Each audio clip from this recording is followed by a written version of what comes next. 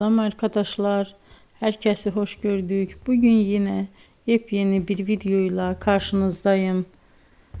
Hayranlıkla izlediğimiz Birce Akalay ve İbrahim Çelikkol'dan çok güzel kareler hazırladık.